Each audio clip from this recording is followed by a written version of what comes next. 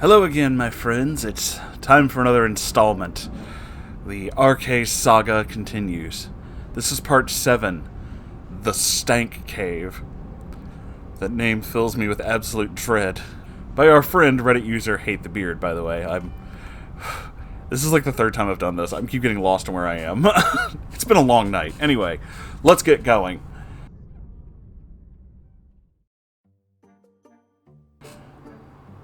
Hello again, Moon Cult. Before I begin this tale, a lot of you guys were upset that we didn't kick them out when we had to move. We aren't here for sympathy. This happened a long time ago, and things are a lot better now. We're sharing this story with everyone because we felt like, just needed to get it out there. And who better to share this story with, this Neckbeard tale, than your local mystical unicorn? Pretty sure I'm the only one, but I appreciate it. Also feel like I mentioned it somewhere before, but let me be really clear. We begged Cal to kick them out. We did not want them moving in with us, especially after they so easily made us homeless before. But Cal thought that he was being the bigger person by not letting them be homeless. We fought about it a lot. Our relationship at the time was very strained. Now we're in a position where they had no power over the household, and dear moon gods, we should have gone no contact. We were naive, and Cal thought he was doing the right thing at the time.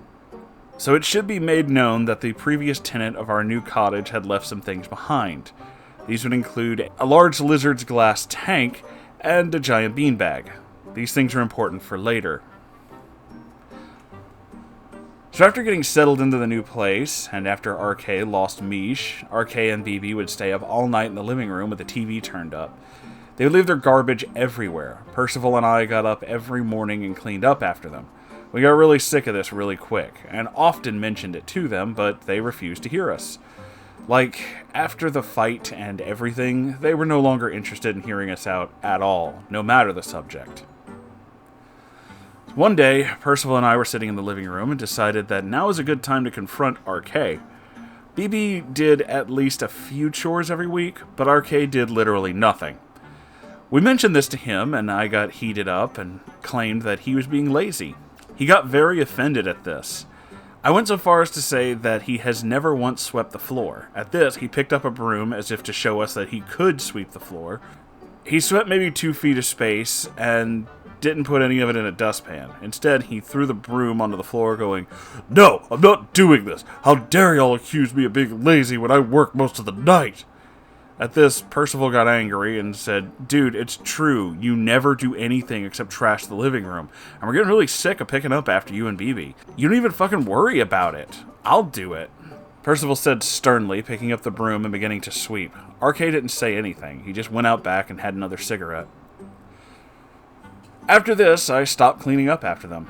Nothing changed. Can you believe it? Percival and I started to enact some petty revenge. At the time, they left trash out in the living room. We would pick it all up and dump it on the beanbag in their room. Though this didn't last long, as the smell from RK and BB's room became so unbearable I was actually getting sick. Not even skunk spray made me gag, but this, it was indescribable. The closest smell I can think of would be like soiled, sweaty gym clothes in the sun. Ew. Like unwashed taint and old Cheetos. That's taking it too far, man. R/Neckbeard nest has nothing on these two. RK and BB left every dirty dish, every bit of half-eaten food, and even dirty clothing all on the floor.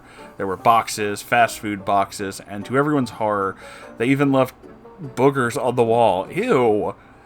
Though we wouldn't discover this until after. We would start using the lizard tank that I mentioned earlier as a litter box. Oh, lovely. They didn't ever clean it. They left sex toys out in the open and had managed to turn their entire bedroom into one giant stinky nest. Disgusting. Even worse, they had bought a heater to put in their room. They left it on all the time. With all the trash in there, it was a serious fire hazard. Percival and I would check their room and turn it off after they left. The heat that thing produced only made the smell in their room worse.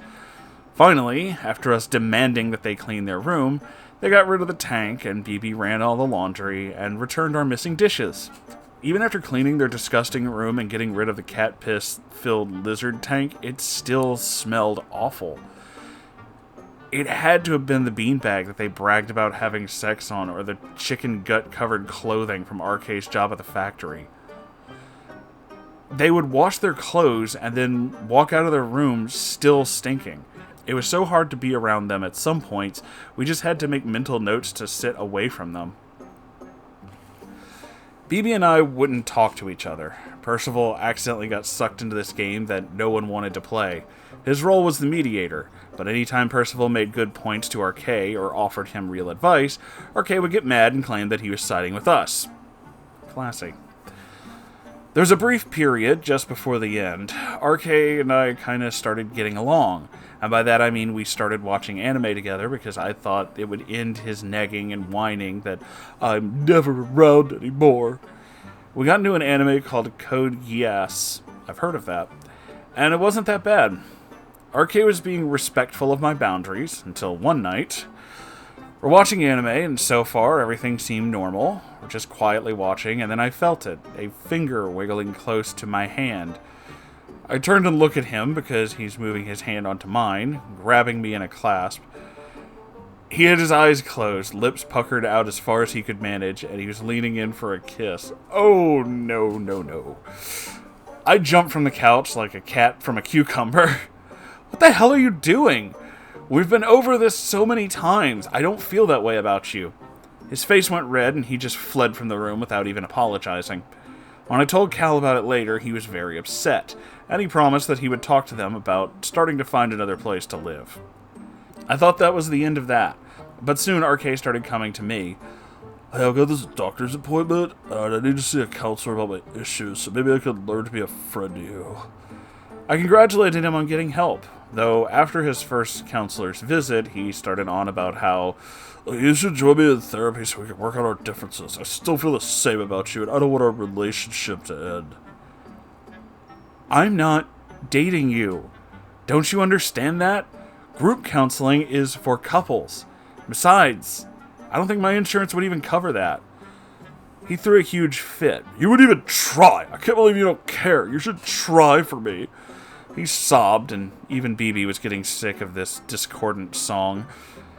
He began to get short with RK, and RK started to belittle him. He would call BB, a lovely name that I won't repeat. And, stay out of that, honey. You don't even know what you're talking about. I honestly have no idea why BB put up with it. You were absolutely right, Moonhorse. They feed off of each other, creating the perfect shitstorm. The next part will be the finale. Thank you so much for listening, and again, thank you, Moonhorse, for producing so many wonderful videos. Well, thank you for sending in these wonderful stories.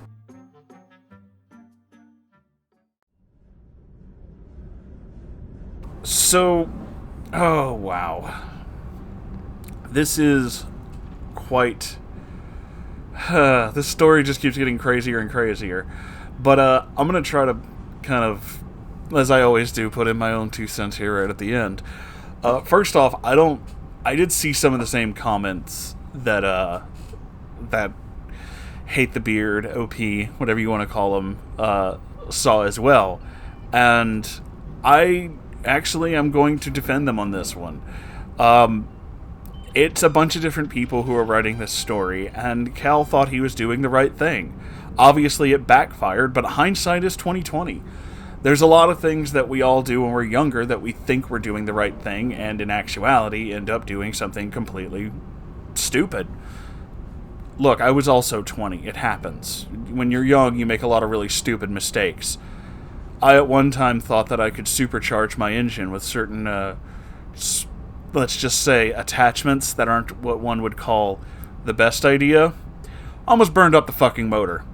Yeah, see, dumb things are a thing you do when you're a kid. And I know, a lot of it's like, but they were in college, Moonhorse. Like, yeah, and so you're like 18, 19, 20. Oh my god, you still make stupid mistakes. It's a thing. It is 100% a thing, trust me. As many times as I've seen college kids do crazy shit and we lived in more than one college town, yeah, no, it's a thing. So, that happens. Putting up with them is one of those things where much like they said, Cal thought that he was being the bigger person and doing the right thing. Granted, looking at this story now and knowing what we know, because hindsight being what it is, it wasn't. It was a mistake. But at the time, you know, they thought this was a good idea. And at the time, we think a lot of things are a good idea. It's kind of part of the whole human experience, guys. But, moving on to specifics in this story, I just... Yeah, a lot of this hoarding, a lot of this... It's not just going out and getting things. It's the inability to clean. It's the inability to do anything. It's the inability to, like, take responsibility for your actions. A lot of this speaks... I mean, we kind of went over this once when we talked about BB's whole backstory thing, but a lot of this, hugely speaks to, like, RK having obvious, like, mental problems. Especially the constant delusions of, like, you know, oh, you need to be in a relationship with me and shit like that. Obviously, at no point in time was there a relationship there, but the fact that RK didn't only just try to push one, didn't try to just insist upon one, but actually went to a therapist and then lied about one existing, means, like, that's hardcore, like, straight up delusion. This guy is nuts, like, straight out. More and more that's getting proven. And I do have to say that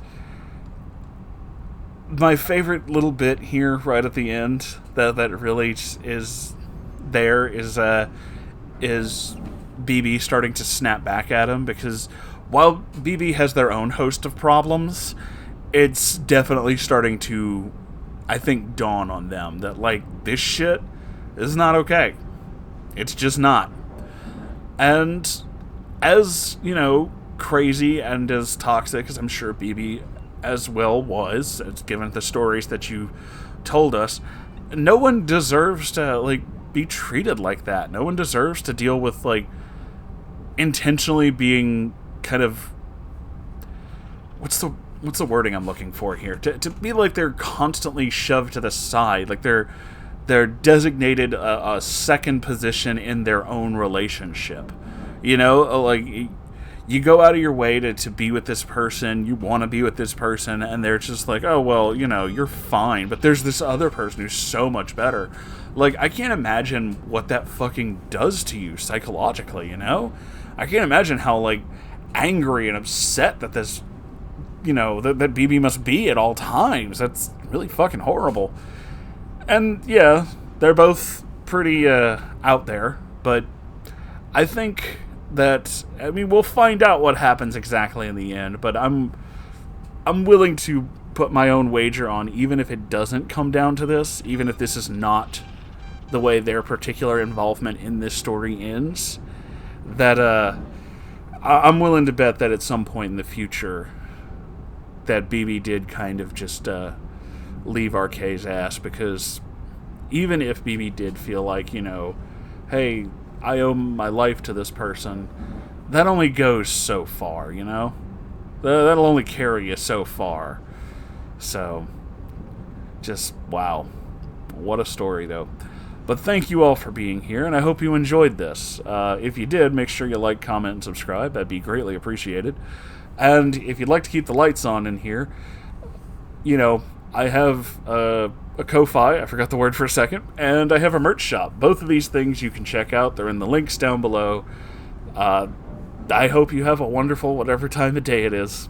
I love you all so very much, and I'll see you in the next episode. Goodbye, everybody.